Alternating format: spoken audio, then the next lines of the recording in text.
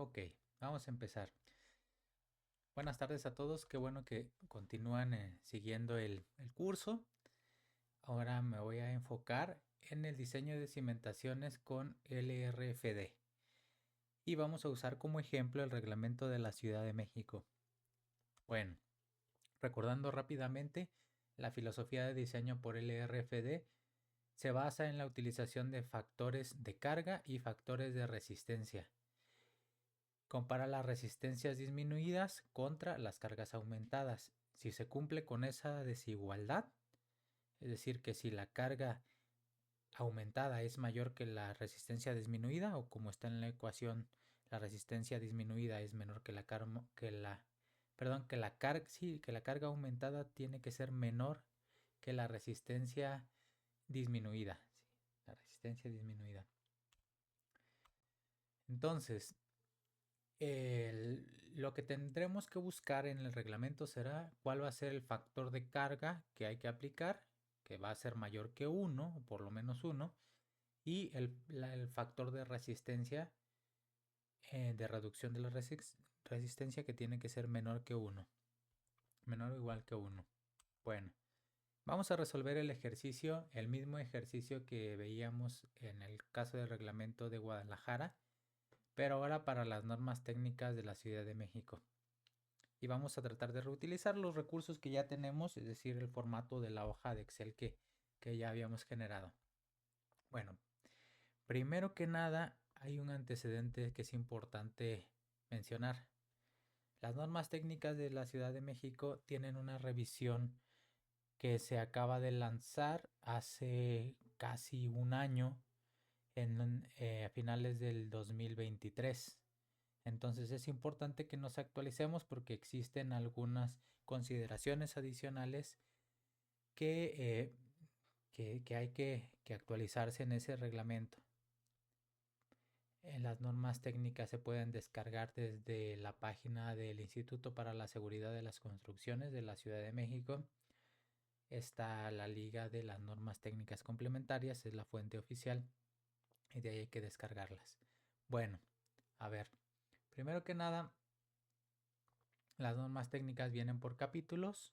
Para los que nunca habían tenido la oportunidad de acercarse a las normas técnicas de Ciudad de México, vienen los criterios generales de diseño, el diseño por viento, cimentaciones, acero, concreto, madera, mampostería, evaluación y rehabilitación, revisión y sismo. Nosotros nos vamos a enfocar nada más en la parte de cimentaciones. Y la parte de cimentaciones, un dato importante que hay que revisar es lo siguiente, pues, para los que no tienen, para los que son de Ciudad de México o estudiamos en la Ciudad de México, esto pues nos lo mencionan los profesores siempre porque es la base, pero para los que no, este es el mapa de la Ciudad de México. Es un mapa de zonificación geotécnica que viene dentro de las normas técnicas complementarias.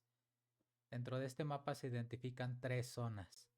La zona 1, que es esta zona que es blanca, color blanco con crucecitas, es una zona de lomas y principalmente tiene suelos pues, arenosos, suelos friccionantes.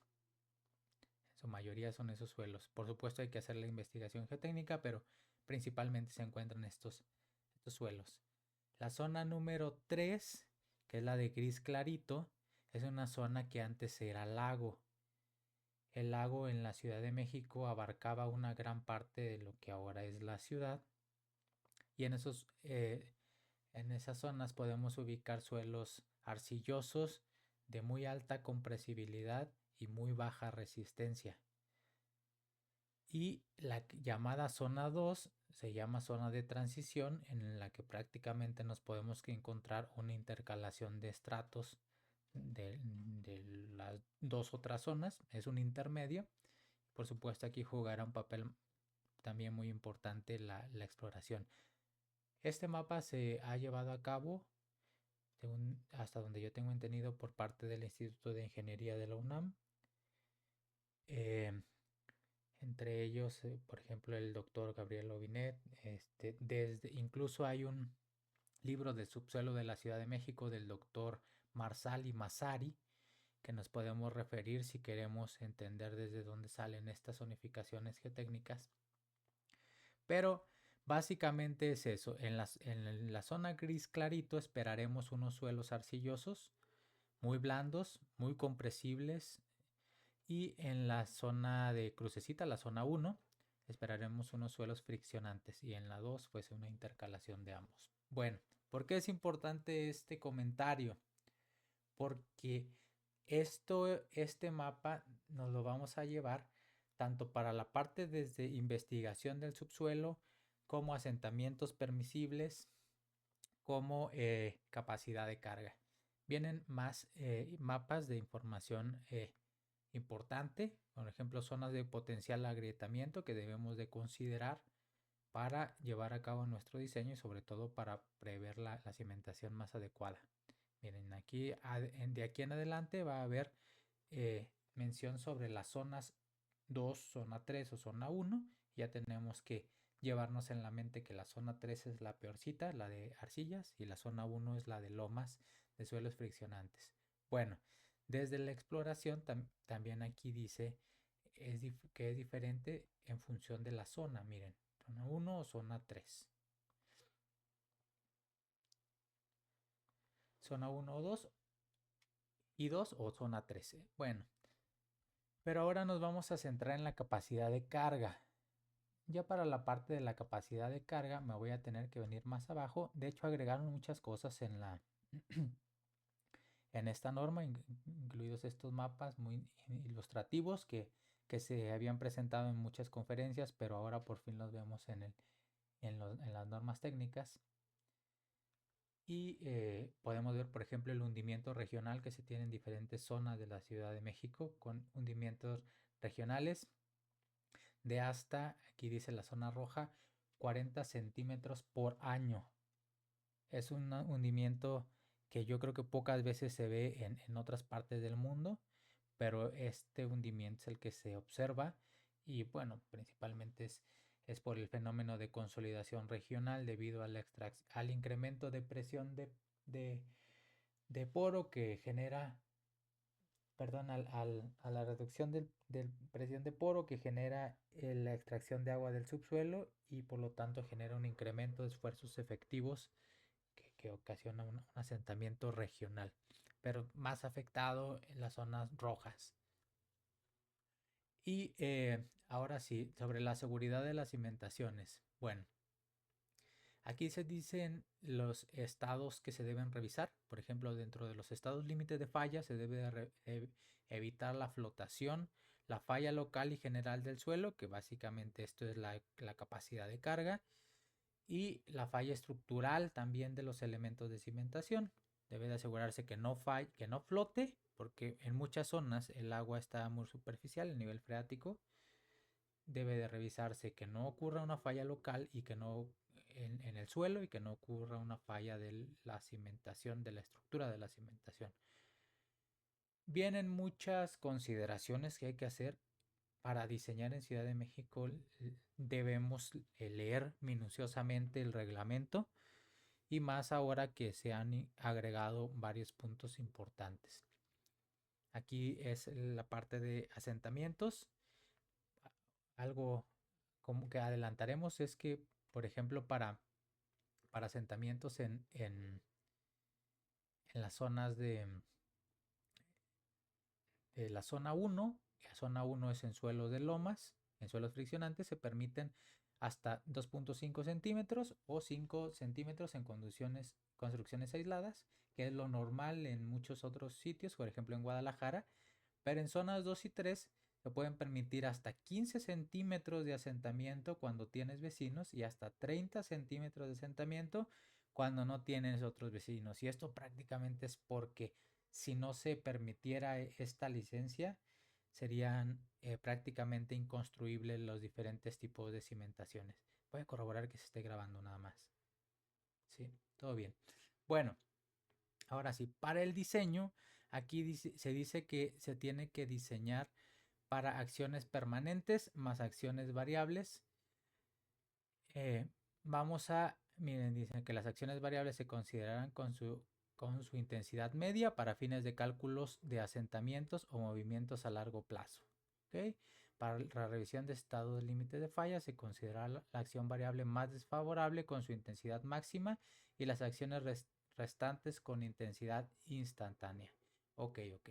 Bueno, eso es con respecto a los factores de carga que se tendrán que considerar.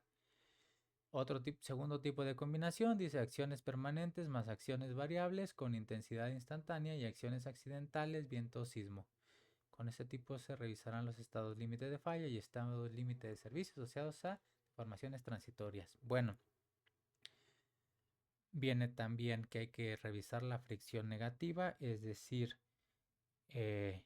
bueno, no me voy a meter en esto, esto es de cimentaciones profundas o cajones de cimentación. Esto no lo vamos a ver en este curso, escapa del alcance del curso, pero es un punto importante a revisar. Bueno, ahora sí, factores de carga y resistencia. Los factores de carga, que aquí entramos ya en el RFD, que deben aplicarse, son, dice, los indicados en la sección 3.4 de las normas técnicas complementarias de acciones. 3.4. 3.4. Miren. De acciones. Acciones. Bueno. Esta es parte de la revisión estructural. ¿Vale? Ahí el estructurista tendrá que revisar las combinaciones de carga que tendrá que utilizar. Pero aquí dice que para la revisión de estados límite de servicio, es decir, no sobrepasar el asentamiento máximo permisible, el factor de carga tiene que ser unitario para todas las acciones. Es decir, se tendrá que usar entonces carga muerta más peso propio más carga viva media, que es según lo que dice aquí. Aquí dice...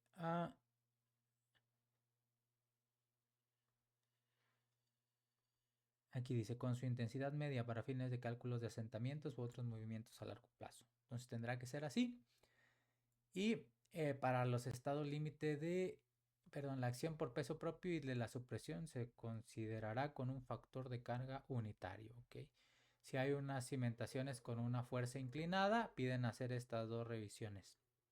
Entonces, como ven, estas normas técnicas son mucho más rigurosas y mucho más detalladas a la hora de solicitar hacer o indicar cómo debes hacer la revisión de capacidad de carga.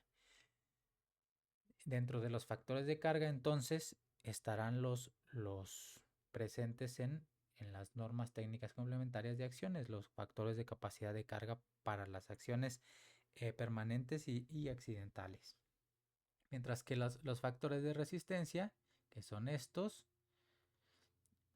serán determinados a partir de estimaciones analíticas o pruebas de campo. Sin embargo, viene señalado directamente cuál es el factor de reducción de la resistencia. Aquí dice, para zapatas de cualquier tipo en zona 1, zapatas de colindancia a menos de 5 metros de profundidad en zonas 2 y 3, y pilotes y pilas apoyados en un estrato friccionante. El factor de reducción de la resistencia 0.65 para los otros casos.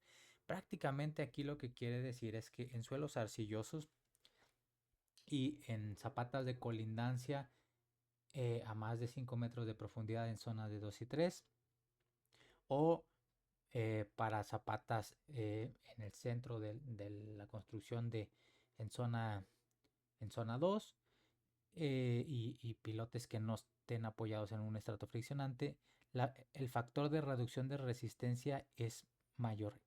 Aquí es importante pensar qué está pasando.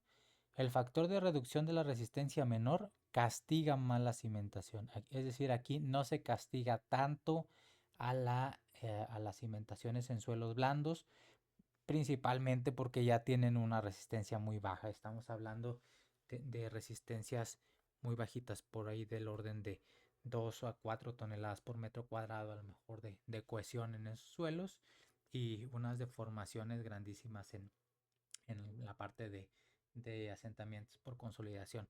Entonces ya está muy débil. Si lo castigáramos mucho más, igual serían estructuras, pues económicamente, no sería económicamente factible.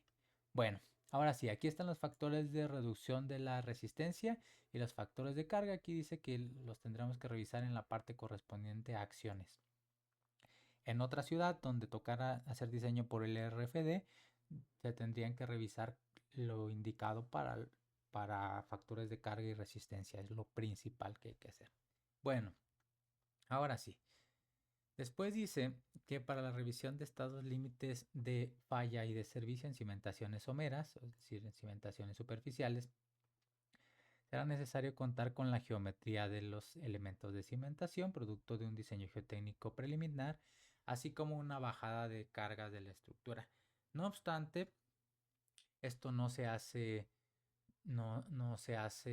en este orden. Normalmente lo que se hace es el diseño geotécnico se presenta diferentes propuestas, porque se hace primero y luego el cálculo estructural calcula las cargas con factor de carga y revisa qué propuestas de las que presentó el estudio geotécnico son las apropiadas para cada columna o para los muros, o si es losa de cimentación o cajón, cuál sería la mejor. Al final también conlleva un trabajo en conjunto de la mano del ingeniero geotécnico y estructural para definir la propuesta definitiva de la cimentación. Eso seguramente lo va a decir después. Bueno, el estado límite de falla.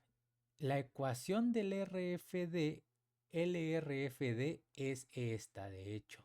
Dice, para cimentaciones someras se verificará el cumplimiento de la desigualdad siguiente para las distintas combinaciones de posibles acciones verticales. Es decir, la suma de las cargas con el factor de carga, aquí dice suma de las acciones verticales a tomar en cuenta en la combinación considerada a nivel de desplante afectadas por su respectivo factor de carga, entre el área del elemento de la cimentación, es decir, esto que está aquí es una carga unitaria, es decir, una carga por metro cuadrado.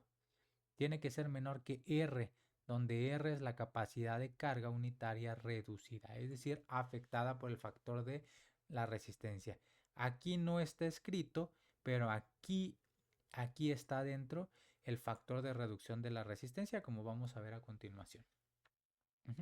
Miren, aquí está lo que yo les comentaba, que dice que el diseño, para fines de diseño es necesario que el ingeniero geotecnista proporcione al diseñador estructural un valor preliminar de presión de contacto máxima recomendable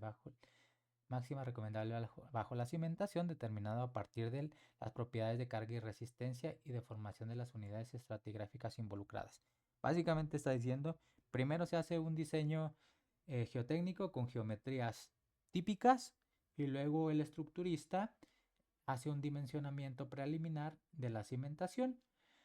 Al final, aquí dice que van a ajustarse las dimensiones hasta que se cumplan tanto con los estados límites de falla como con los estados límites de servicio a partir de la comunicación entre el geotecnista y el estructurista. Y dice algo importante, es que para evaluar la resistencia del suelo se tienen que usar, aquí dice, al menos 2 de los siguientes métodos. 1. Métodos analíticos. Vamos a echar un vistazo. Aquí prácticamente son ecuación de capacidad de carga. Lo que dice el reglamento es para suelos cohesivos, es decir, zona 3 o zona 2 con que sea un estrato de suelos cohesivos, es la primera ecuación, y la de suelos friccionantes es la segunda ecuación.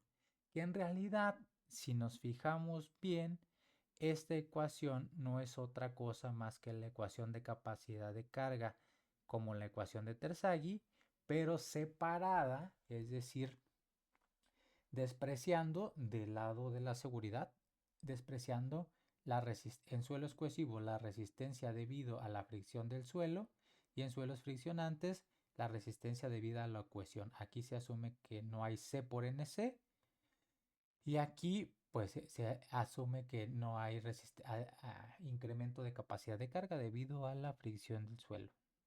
Se desprecia. Y se desprecia también prácticamente porque, por lo menos a corto plazo, que son A corto plazo, que son la condición más desfavorable, generalmente de carga, que es lo que vamos a ver aquí, que dice que es la cohesión, por ejemplo, el primero, la cohesión aparente del suelo determinada a partir de un ensayo triaxial no consolidado no drenado.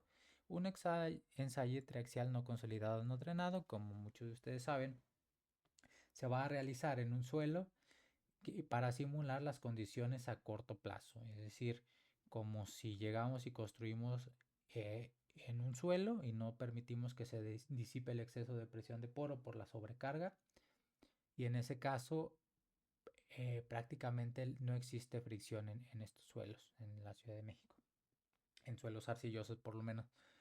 Sin embargo, en una triaxial consolidada, sí existirá un cierto ángulo de fricción interna, pero ese comportamiento en realidad refleja el comportamiento del suelo a largo plazo, que aquí lo que nos dicen es que no se debe tomar en cuenta esos parámetros para el diseño. Para el diseño hay que tomar en cuenta lo más desfavorable, que es el triaxial UU. Y de hecho aquí es rigurosa o tajante totalmente. Dice, la cohesión se debe determinar con una triaxial UU y se acabó. No te deja espacio para otra forma.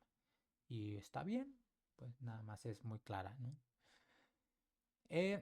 Por ejemplo, aquí es C por NC por FR, el factor de reducción de la resistencia viene aquí, más PV, donde PV es la sobrecarga del suelo, dice la presión vertical total a la profundidad de desplante, es decir, la sobrecarga. Esto es como un DF por gamma, gamma por DF es eso. Y en la otra parte, en suelos friccionantes, es PV con rayita, testada, le dicen a esta PV.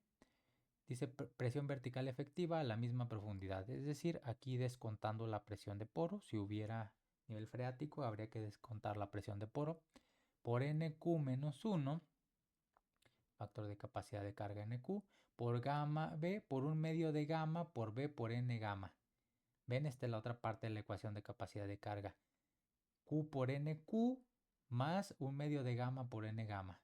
Multiplicado todo eso por el factor de reducción de la resistencia más la sobrecarga a la profundidad de desplante. Es decir, gamma por DF. Y bueno, aquí vienen cómo calcular las expresiones de los factores de capacidad de carga. Y aquí dice que en caso de tener nivel freático, aquí dice la evaluación de las propiedades mecánicas del suelo deberá ser la más desfavorable durante la vida útil.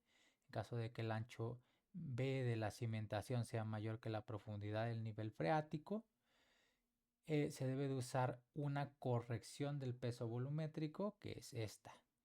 Aquí dice donde gamma es el peso volumétrico sumergido en las profundidades Z y B entre 2 por tangente de 45 más B entre 2 y gamma M es el peso volumétrico del suelo arriba del nivel freático. Un comentario, aquí dicen que cuando la cimentación desplante abajo del nivel freático, los concretos deberán satisfacer los requerimientos de normas técnicas complementarias de concreto.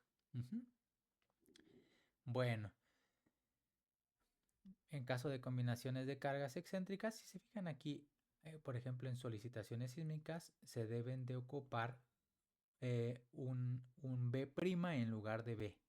Y después de este video ya vamos a ver ahora sí que es ese B' y esta A', que son dimensiones reducidas cuando existen cargas excéntricas o cuando existe momento en la cimentación. Bueno, estos son métodos analíticos. Dice que también en cimentaciones someras en un estrato blando se tomará en cuenta la posibilidad de falla por extrusión. Y aquí viene otro factor de resistencia. A pesar de que sea un suelo blando, aquí el factor de resistencia es 0.65. No se crean, es 0.65 en suelos de zona 3 de por sí. Para roca indican esta otra ecuación, también muy válido. Y otro de los métodos, acuérdense que decía primero el reglamento que hay que revisar por lo menos dos. Dice, uno, métodos analíticos, Otro, métodos basados en pruebas de campo. Otro, métodos de análisis límite. Los métodos de análisis límite se pueden estudiar posibles fallas locales. Ajá. O en caso de cimentaciones sobre taludes, se verificará la estabilidad de la cimentación y del talud recurriendo a un método de análisis límite. Ajá. Ok. Dice, ok. Por ejemplo, se tendrán que hacer los círculos de falla del talud. Por ejemplo, Bishop, ¿cuáles son? Bishop, Fellenius, Morgenstern Price, todos esos.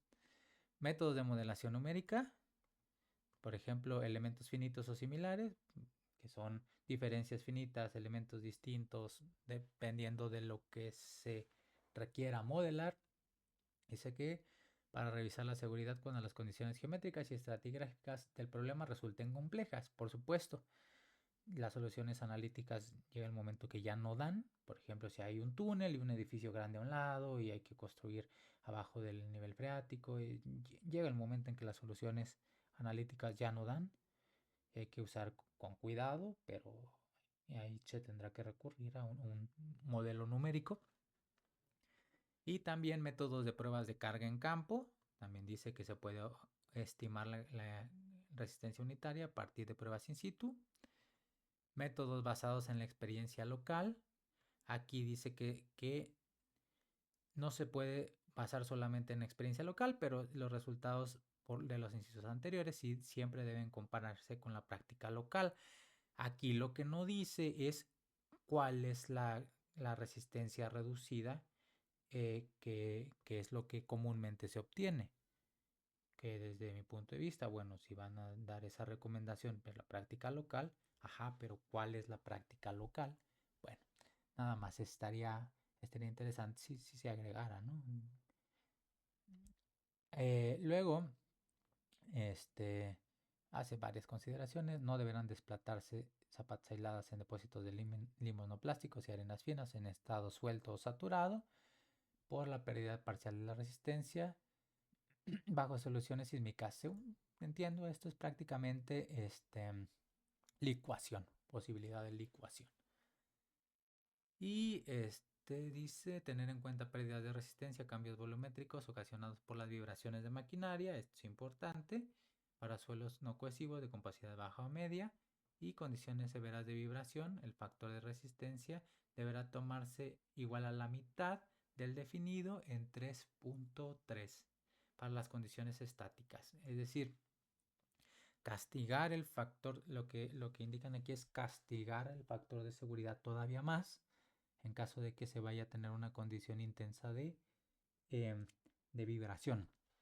Ok, en caso de presencia de galerías, esto es decir, cavernas u oquedades, son como túneles, porque este comentario se hace principalmente porque en el poniente de la Ciudad de México había bancos de explotación de materiales, y para eso se hicieron túneles y cavernas, y en varias zonas existen todavía esos túneles.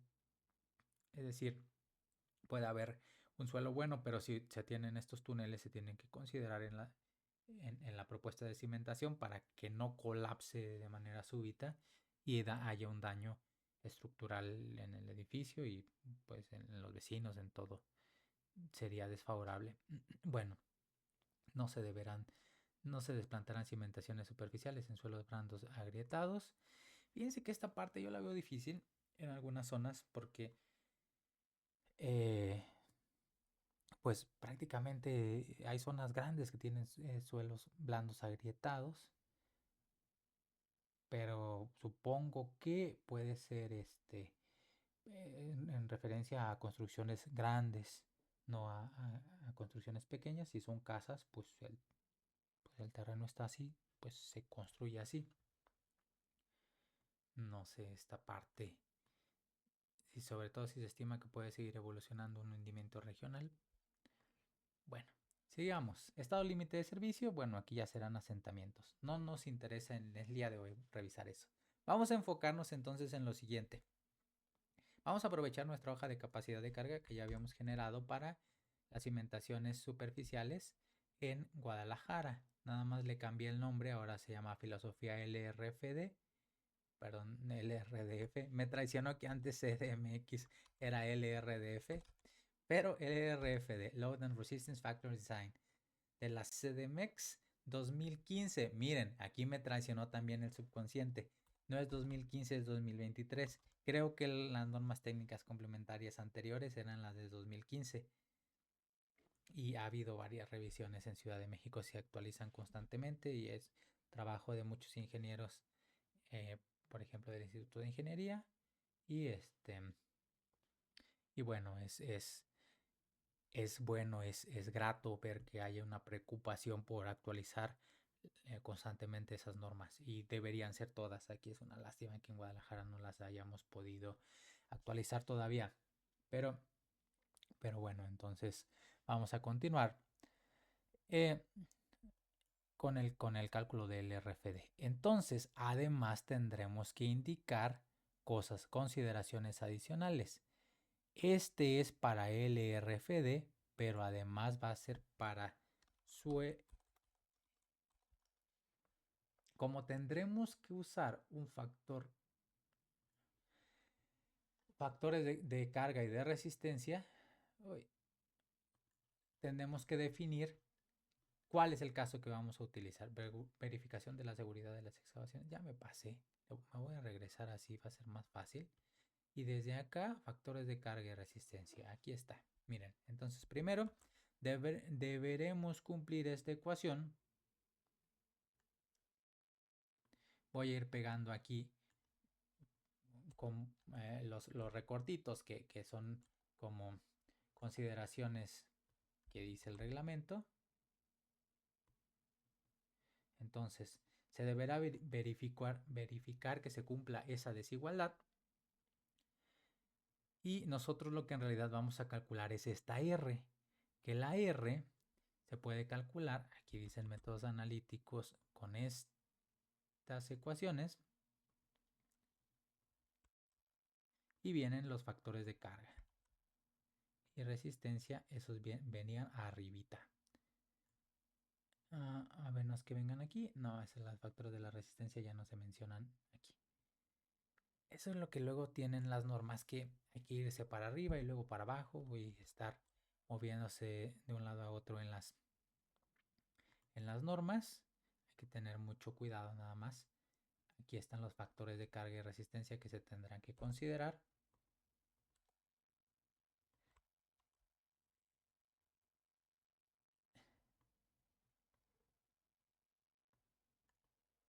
Ahí están.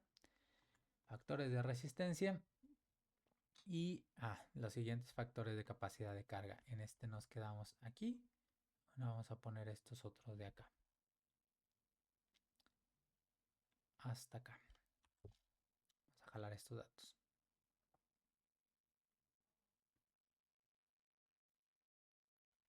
Vamos a hacer un zoom out para que quepa todo esto. Alejarnos. Bueno, pongo aquí lo de los factores de carga, de la resistencia, perdón, aquí a un lado. Factores de carga y resistencia aquí a un lado. Y pongo esto. Ahí está. Ahora sí. Déjame ver cómo andamos de tiempo. Ya llevamos 34 minutos. Ahí vamos un ratito. Ok. Vamos a hacer primero la de suelos cohesivos. Aquí dice, para cimentaciones desplantadas en suelos cohesivos. Vamos a poner entonces aquí otra parte. Le vamos a poner para cimentaciones desplantadas en suelos cohesivos.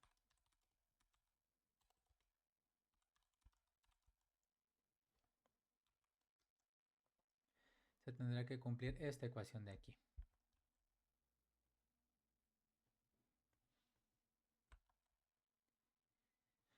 CU por NC por FR por PB. Es decir, aquí no va a haber un phi, aquí va a haber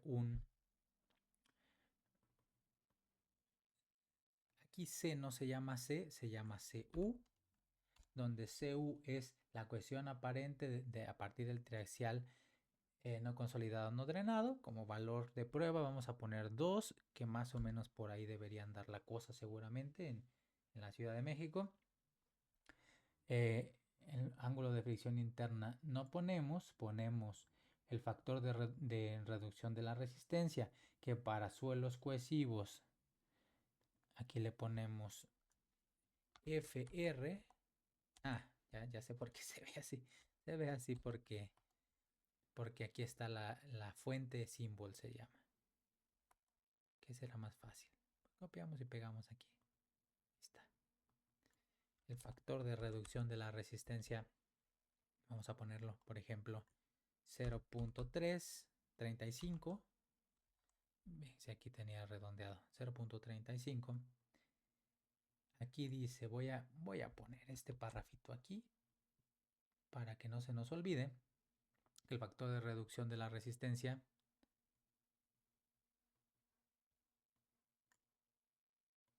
¿dónde lo pongo? Lo pongo aquí arriba nada más.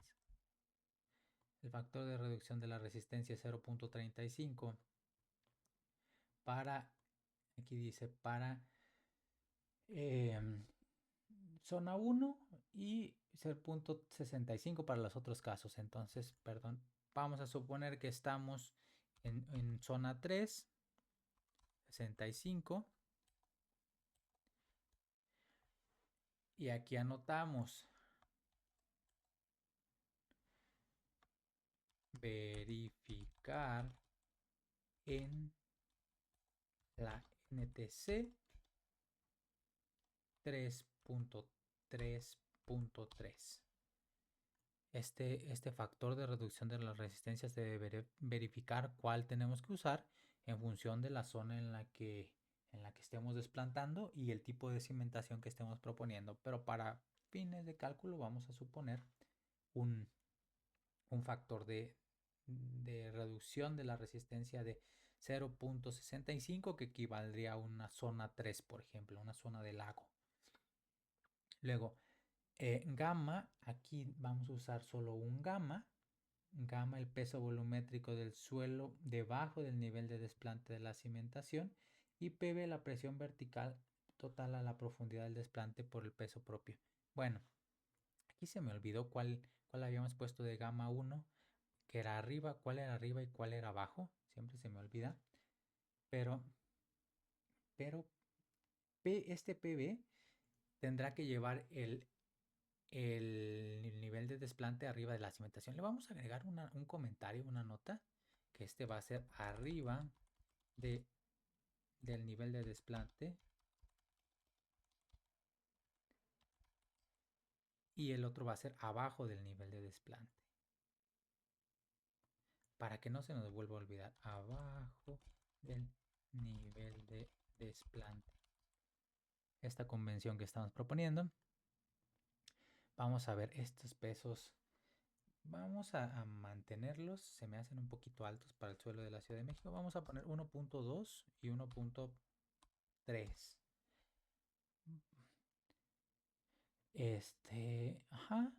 1.5 dB, 2.5 dL, la profundidad de desplante 2.5, y aquí no hay un factor de seguridad.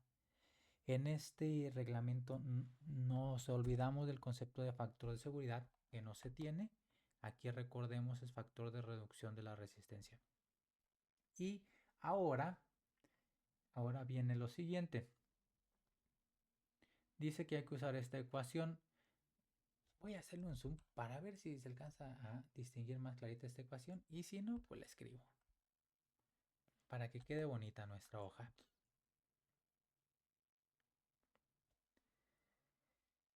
Insertar ecuación. Como ven, y yo siempre les explico a mis alumnos, nuestras ecuaciones que utilizamos no son difíciles. Realmente lo difícil en la geotecnia probablemente es qué ecuación usar, qué pruebas usar y por qué las estamos usando. y no usarlas indiscriminadamente, ¿no? De no pensar que siempre vamos a usar pruebas triaxial U o siempre vamos a usar a partir de correlaciones SPT. No, no, no, hay que razonar qué estamos haciendo y por qué lo estamos haciendo así. Yo creo que es el consejo más importante y seguir los reglamentos que nos van a guiar para ello. Entonces, muchas veces desde la exploración, por ejemplo, ¿qué pruebas voy a mandar? Pues depende del tipo de suelo que yo espero encontrar.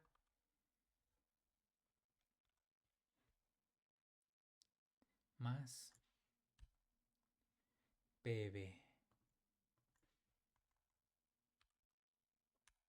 Muy bien. Aquí los cálculos. Dice CU es dato. A esta ya no le voy a calcular nada. NC. NC sí es un coeficiente de capacidad de carga que se tiene que calcular. Aquí dices 5.14. Vamos a revisar nada más si se parece o no se parece a lo que ya teníamos en la Ciudad de México. Y de hecho, perdón, en Guadalajara. Y si se parece, 5.14 por 1 más 0.25. Aquí dice DF entre B más 0.25. El naranja entre B entre L. Ajá. Dice para DF menor que 2 y BL menor que 1, que es esta la consideración que hacíamos en esta parte. Entonces, el NC de hecho en Guadalajara y en Ciudad de México es el mismito, igualito. Vamos a ver si tiene alguna otra corrección para el NC. Y de hecho no dice, aquí dice, donde DF es la profundidad de desplante y L es la longitud del elemento. En caso de que DF y BL no cumplan con las desigualdades anteriores, se considerarán iguales a 2 y a 1 respectivamente, que es lo que teníamos en esta ecuación. O sea, ya ni lo tengo que reescribir, directamente es lo que teníamos en Guadalajara. En este suelo, de hecho, no hay NQ ni N gamma. Aquí dice, despreciate el NQ y el N gamma del lado de la seguridad. Lo despreciamos por reglamento, porque el reglamento nos lo pide. No nos lo piden, nos lo exigen, nos lo mandan, nos dice el reglamento, hágase así y es así. No es, no, a mí no me gusta, pues si no te gusta, ni modo, pero son reglas, son reglas que se tienen que cumplir. Eso de que te guste o no te guste, ¿qué pasa? Hay colegas que dicen, no, es que a mí no me gusta ese reglamento. Puede ser, pero aquí no es a preferencia del que te guste. Si hay un reglamento aplicable, se tiene que usar, se tiene que cumplir. Ya si tú consideras usar otro porque no hay reglamento o por condiciones adicionales, por ejemplo, que sea para una dependencia, llámese CFE, llámese Pemex, bueno, seguramente se tendrá que cumplir ahí sí con otro reglamento, pero además debería cumplirse con estos, que prácticamente deberían ser y seguir una línea similar. Bueno, aquí no hay un factor de corrección de NC, ya es este, y lo que sí hay que calcular es PV. PV sí se tiene que calcular, que es la presión vertical total a la profundidad de desplante por peso propio. Y no es otra cosa más que, está el igual, bueno, más gamma arriba del nivel de desplante de la cimentación por DF. Gamma DF, este es PV, en toneladas por metro cuadrado. Les repito, las ecuaciones son bien sencillas, lo difícil es saber cuál usar, si acaso. Resultados, ahora sí. El resultado es bien fácil, es igual a CU por NC por FR más PV. Y ya.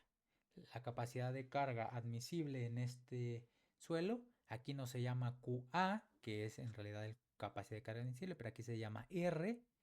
Esta R es igual a 11.15 toneladas por metro cuadrado. El área es igual a 3.75 metros cuadrados, por lo tanto la capacidad de carga admisible de esta cimentación que estamos proponiendo será 41.83 toneladas. Pero esta no se llama la QA, se llama, perdón, Aquí no se presenta como tal como QA, porque aquí lo que dice el reglamento es que eso se tendrá que revisar dividiendo la carga por el factor de carga entre esta R. Pero dicho de otra manera, bueno, como valor indicativo para el estructurista sobre todo, la carga total que puede soportar el elemento es esta. Pero el que tiene que revisar el estructurista, de acuerdo con el reglamento, pues es la R, que son equivalentes, es lo mismo. ¿Vale? Por aquí voy a anotar esta ecuación, porque esta es importante.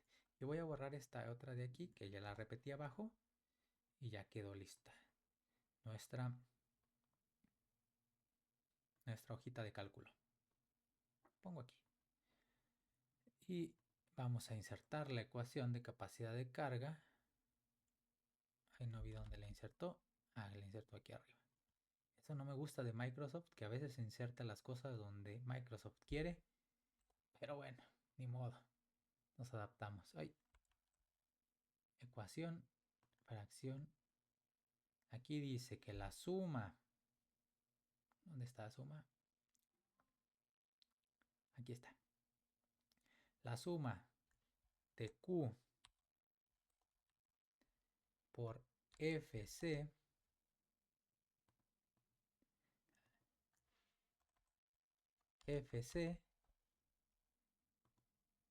de Q por FC entre A tiene que ser menor que,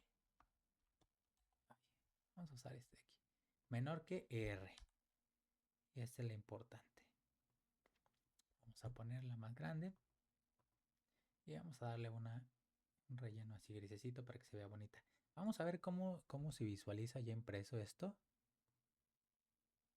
Se ve bien. Nada más vamos a quitar esta parte, pero no se ve mal para presentarla como memoria de cálculo.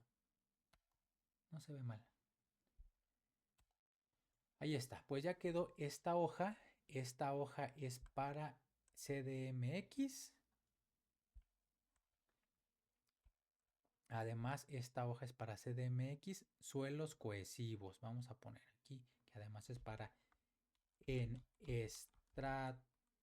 cimentaciones desplantadas en suelos cohesivos. Ah, ya lo había anotado aquí. Mejor para que se vea más bonito lo voy a poner aquí.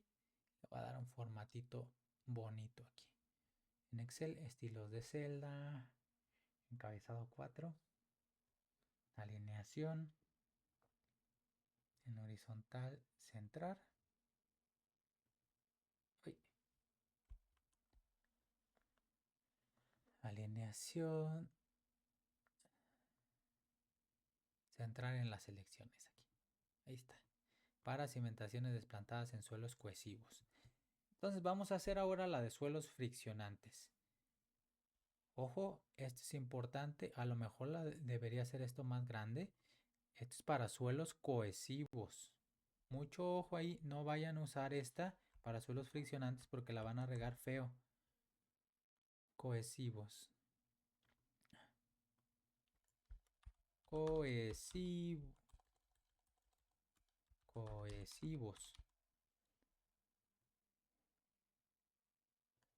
Color rojo.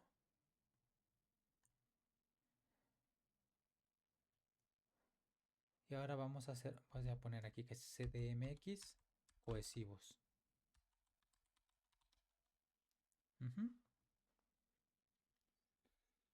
Ahora vamos a ver CDMX para suelos friccionantes. Aquí prácticamente quedaría una hojita de cálculo así para la pudieran usar para sus proyectos. Y ya prácticamente se puede usar como memoria de cálculo. Se ve bastante decente, mucho mejor que algunas que me he encontrado en algunos otros proyectos. Pero bueno, ¿qué le hice? Ahí está. Hay cada cosa que se ve en la práctica profesional. Pero bueno, que ya ni mis alumnos. Pasa nada. Luego, perdón, es más barato que ir al psicólogo. Es para suelos friccionantes. Vamos a ver qué es lo que se modifica. Entonces, para cimentaciones desplantadas en suelos friccionantes, Nada más lo que se va a modificar es, por ejemplo, o primero que nada, el factor de reducción de la resistencia. Los suelos friccionantes generalmente los vamos a tener en la zona 1, en la zona de lomas. Por lo tanto, casi siempre el factor de reducción de la resistencia va a ser 0.35 o puede ser que sea zona 2. En zona 2 podemos tener suelos friccionantes, ese 0.35. Y en los suelos friccionantes no nos piden la cohesión. En los suelos friccionantes en ninguna parte de aquí piden la cohesión. Aquí seguramente requeriremos el ángulo de fricción interna, que aunque no lo pide directamente en esta parte, sí se requerirá el ángulo de fricción interna para el cálculo de los factores de capacidad de carga, por supuesto. Entonces aquí no va a ir CU, aquí ahora me van a pedir pi. En minúsculas, la F, y le pongo, ahí está, pi en grados. Hoy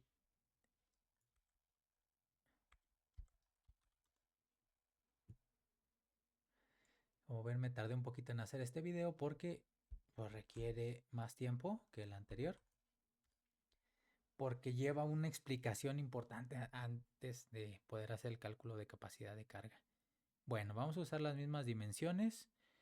Gamma 1 y gamma 2 los mantenemos. Y la profundidad de desplante, vamos a suponer estos datos. Ok, vamos a traernos aquí de los cálculos de capacidad de carga. Ahí están, me traje los factores de capacidad de carga. Nada más vamos a revisar porque aquí ya sé qué error va a haber. Aquí estos van a jalar el valor del ángulo de fricción. Así que como se me hace más fácil es aquí vamos a poner el ángulo de fricción interna y aquí vamos a poner el factor de reducción de la resistencia. 0.35. ¿Por qué? Porque si no voy a tener que cambiar todas estas ecuaciones y es más tardado, más difícil, más tardado y además innecesario. Vamos a ver. Vamos a poner FR. Está bien, nada más la fuente aquí se ve muy, muy raro por... por eso. La fuente aquí, ahí está. FR. Oh, ya sé. Es esta de aquí. Ahí está. FR igual a... Este lo ponemos alineado a la izquierda, nada más. Datos FR y aquí phi le ponemos, por ejemplo, 30 grados. 30 grados. El símbolo de graditos, aquí está. 30 grados. Ahora sí. ¿Por qué? Para no tener que cambiarle tantas cosas. Aquí las ecuaciones ya las había hecho para Guadalajara. Nada más voy a corroborar si existe algún cambio y probablemente o con suerte no exista ningún cambio importante por lo menos. Bueno, a ver. Dice C por NC en esta ecuación de... bueno, perdón. Aquí se modifica la ecuación de capacidad de carga. Aquí ya no es C por NC. Ahora la ecuación es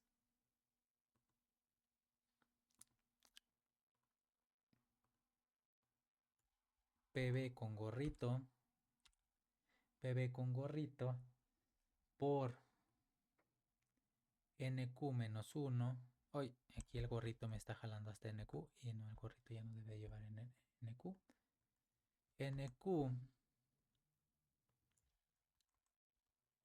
NQ menos 1. Todo esto. Y todo esto, a ver si me lo deja entre los corchetes. No pasa nada. Cortar, pegar aquí. PB por NQ, abro corchetes, PB por NQ menos 1, más, aquí dice, hay una división, gamma, este gamma lo ponemos aquí en letras griegas, gamma por B por N gamma, por B por N gamma,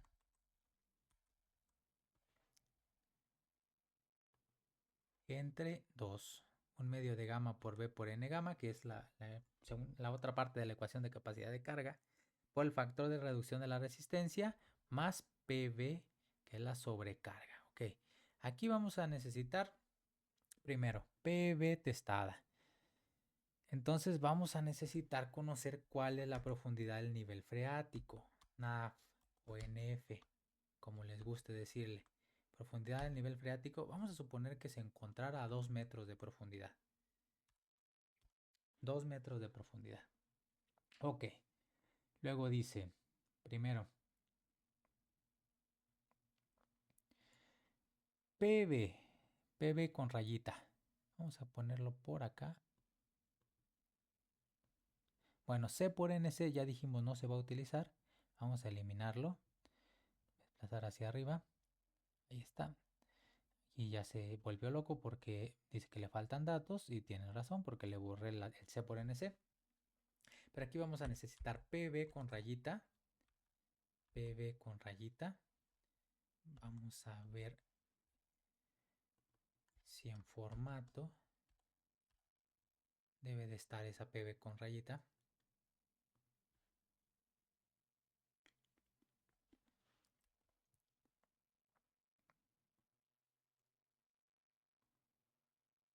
Voy a ponerla como subrayado para que se entienda que es esa. Para no perder tiempo en cosas que no importan mucho. En cómo le voy a nombrar a la variable. Eso da igual. Entonces esta es le voy a poner que esta es la presión vertical efectiva. Eso sí, como comentario. Presión vertical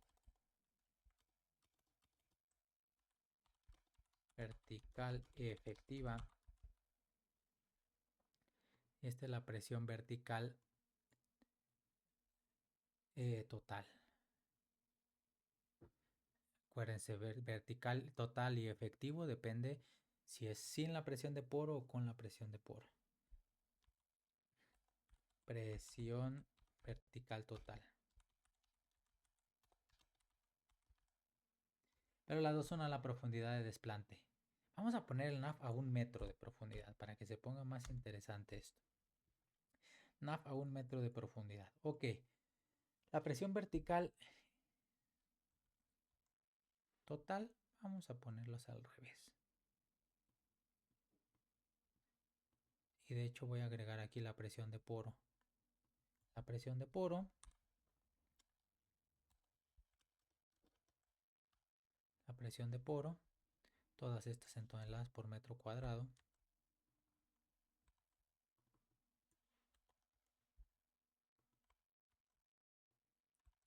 Ahí está. Estas son las unidades, no el valor. La presión vertical total, fácil. Gamma, arriba del nivel de desplante, por la profundidad de desplante.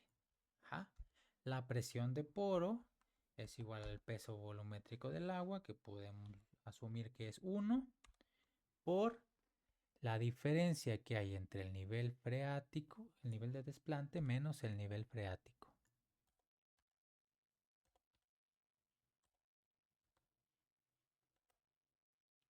Menos el nivel freático. Nada más que aquí le vamos a poner una condición. Le vamos a poner si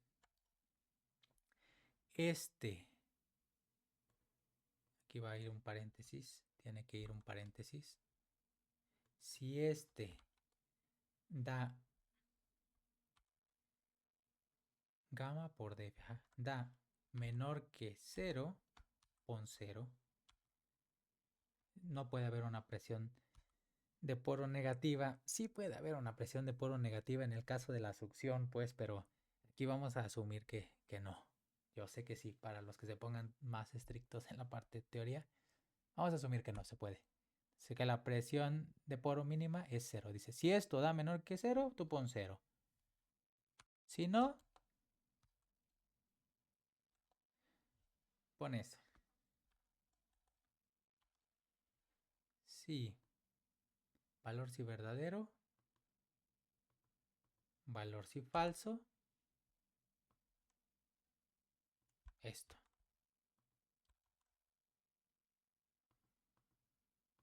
¿Qué es lo que no me está reconociendo? Dejen ver. Menor que 0, pon 0. Si no, pones esto. Está sobrando un paréntesis, creo. Si este por este es menor que 0. Ah, ya, me está sobrando un paréntesis aquí. Tú pon 0. Si no, aquí está el valor sin falso. Pon esto. Ok. Ahí está. La presión de poro 0.5. Vamos a corroborar nada más. Si el nivel freático estuviera abajo del nivel de desplante, esto tendría que dar 0. Ahí está. Si da 0, como debe de ser. Entonces, la presión de poro es 0.5. La presión vertical efectiva es la presión vertical total menos la presión de poro. Se acabó. Ahí está. 1.3. Listo.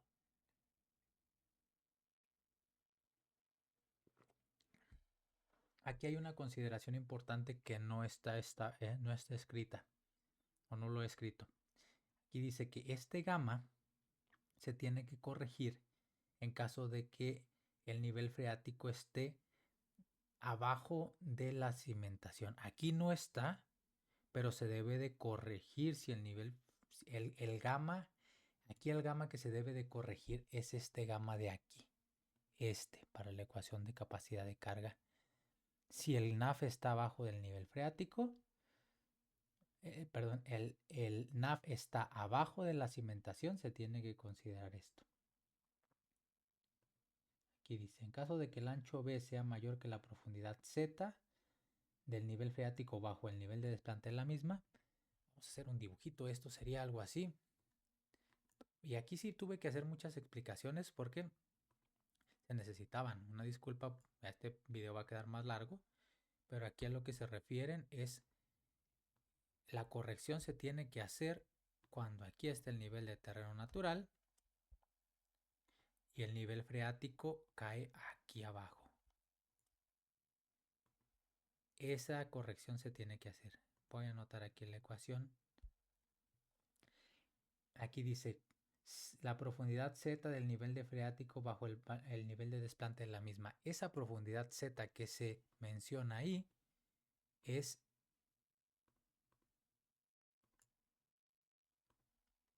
esta. Este Z. El ancho de la zapata es esta distancia de aquí para acá.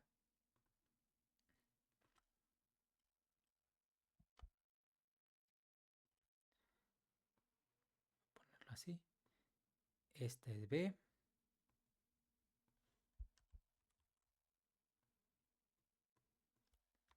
Este es B mayúscula.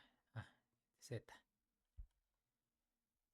Gamma M, dice, es el peso total sumergido del suelo arriba del nivel freático. Es decir, gamma M sería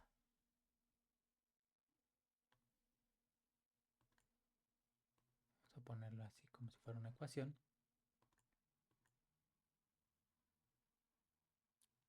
Gamma M sería, hoy le puse letra mayúscula M. Gamma M sería el peso del suelo aquí arriba del nivel freático.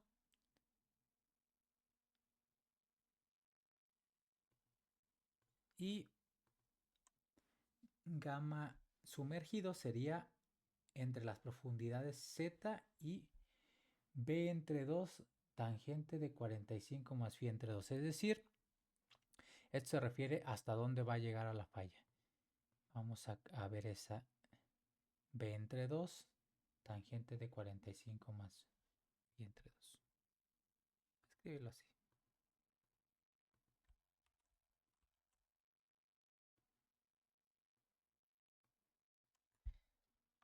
B entre 2 entre 2 ecuación.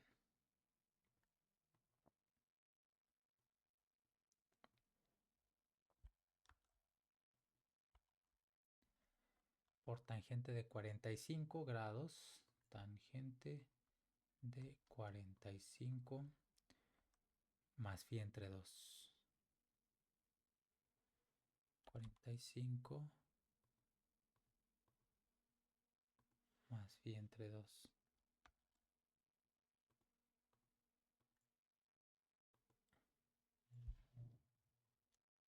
Ese 45 más phi entre 2 sale muchas veces en las ecuaciones, ¿verdad? Y tiene que ver mucho con las líneas de falla, las superficies de falla. Ya vamos a terminar. Yo sé que este video ya se hizo largo, ya debemos de llevar casi una hora, poco más. Entonces B entre 2, B entre 2, B entre 2, sí. Entre 2 por tangente. Acuérdense que si usamos un ángulo aquí va a ir en radianes. 45 más phi entre 2, phi entre 2. B entre 2 por tangente de 45 más phi entre 2. Dejen ver dónde me faltó. Ah, sí, me faltó cerrar este paréntesis. B entre 2 por tangente de 45 más phi entre 2. Esta distancia, dice, es una distancia entre las profundidades Z y B entre 2 tangentes. Okay. Z y esta es otra distancia. Digamos que sería esta otra distancia. Ahora una distancia desde aquí hasta una cierta profundidad, que sería esta. Voy a ponerles otro color a las dimensiones porque se confunde un mucho. Vamos a ponerle un verdecito.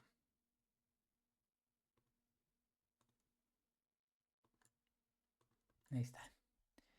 B es el ancho de la zapata, Z es la profundidad desde donde está el desplante de la zapata hasta el nivel freático, y B entre 2 tangente de 45 aquí es esta distancia. Entonces esto solo pasa cuando, cuando la profundidad del nivel freático está abajo del nivel de desplante de la zapata. Se tendrá que hacer esa corrección. La hacemos, es esta. O la hacemos ya todavía, ya estamos aquí. Bueno, nada más vamos a poner aquí, verificar este punto, el 3.4.2.3.5.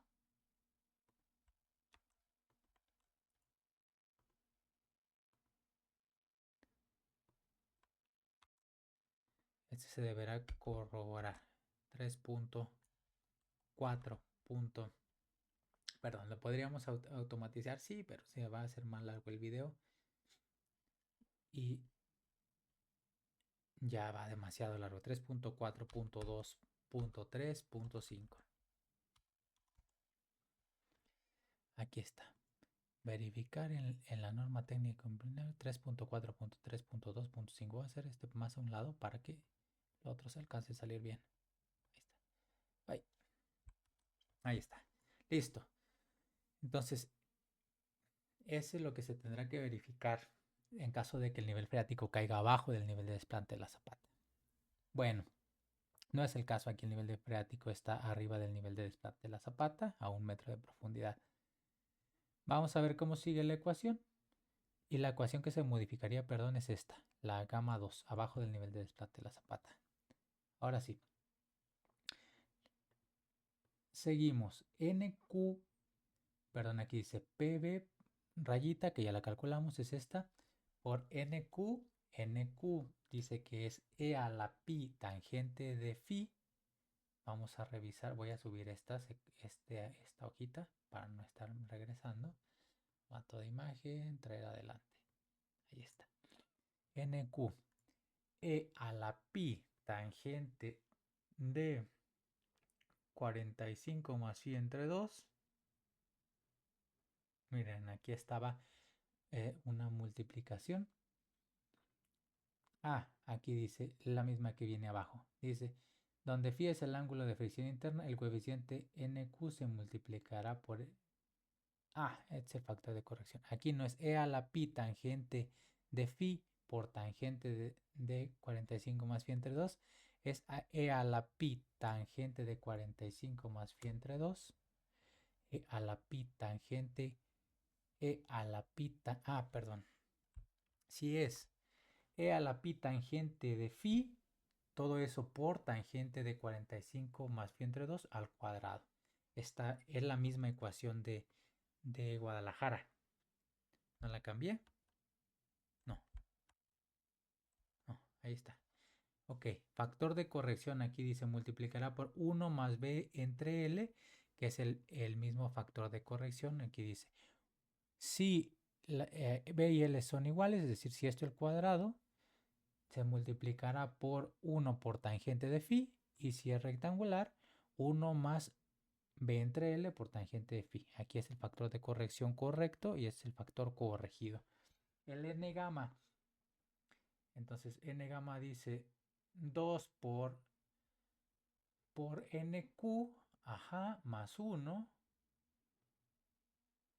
por tangente de phi. Son igualitos. NQ se multiplicará por 1 menos 0.4 para cimentaciones rectangulares. Aquí dice, si esto es cuadrado, 0.6. Y por 0.6 para circulares y cuadrados. Entonces, NQ, N gamma son igualitos que en Guadalajara y los factores de corrección son igualitos.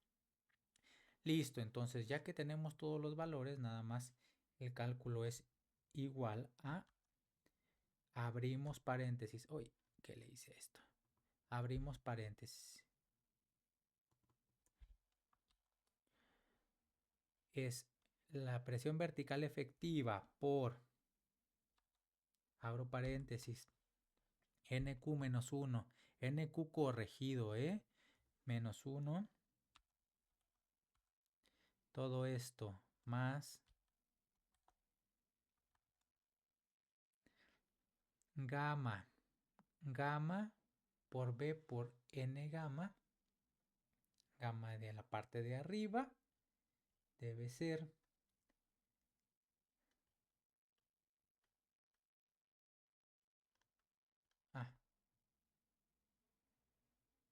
sí, a ver, déjenme ver. Quitamos esto, aquí dice gamma es el peso volumétrico debajo del nivel de desplante de la cimentación. Entonces gamma de abajo. Aquí dice la presión vertical por NQ menos 1 más la de abajo, es el gamma 2. Entonces gamma por B por N gamma por B por N gamma corregido también entre 2 más gamma por B por N gamma entre 2. Todo esto multiplicado por el factor de reducción de la resistencia, que es 0.35, más la presión vertical total, más la presión vertical total a la profundidad de desplante, que es esto. Entonces, tenemos...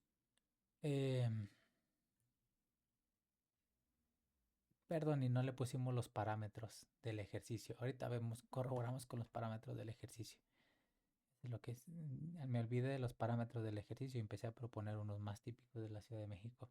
Ahorita revisamos. Entonces, sería... sería... tengo que corroborar con esta ecuación. PB testada, el vertical efectivo, por NQ menos 1, más gamma abajo del nivel de desplante, que es lo que dice aquí, por B por N gamma entre 2, por el factor de reducción de la resistencia más la presión vertical total. Y ya está. Ok, es eso. El área es la misma, entonces 69.1. Eso es el resultado para suelos friccionantes. Ahora, interesante, vamos a corroborar No vamos a comparar. Quería comparar con el suelo de Guadalajara, pero no lo voy a hacer porque son enfoques diferentes, no son equivalentes. Habría que proponer un factor de carga, pero no es necesario ni tiene sentido. Entonces vamos a dejarlo así. Nada más vamos a poner los parámetros del ejercicio aquí. Dice 5.2. Ojo, puse otros parámetros porque en la Ciudad de México 5.2 kilonewtons por metro cuadrado, 0.52 toneladas por metro cuadrado. Factor de reducción de la resistencia. Gamma 1, 14.5 kilonewtons por metro cúbico. 1.45. 1.45. Y las dimensiones. Bueno, aquí está. 17.27, así se resolvería el ejercicio. Y para suelos friccionantes, vamos a poner los parámetros que nos dice el ejercicio. Si se fijan aquí no metemos la ecuación en ninguna parte. 27 grados. Y lo demás creo que se queda igual. Y ya está. Serían los factores, la capacidad de carga para suelos friccionantes sería 12.93 y para suelos cohesivos 4.6 toneladas por metro cuadrado. En suelos cohesivos, aquí dice, por ejemplo, tendríamos para este elemento 41.83 toneladas y para suelos friccionantes tendríamos 69 toneladas para este elemento que estamos proponiendo. Bueno, pues hasta aquí llega el ejercicio. Ya vamos a recortar esto para que quede presentable para una hoja de una memoria de cálculo que se pudiera presentar en alguna tarea. Se pueden guiar con esta para un proyecto final. Se podrían guiar con esta. Estoy al pendiente para cualquier duda o comentario. Y pues gracias por ver el video. Creo que sería todo. Bueno, en el siguiente video vamos a ver cómo resolver y ahora sí esa parte de el B' y el L', que es cuando hay excentricidad. Es el siguiente tema. Gracias.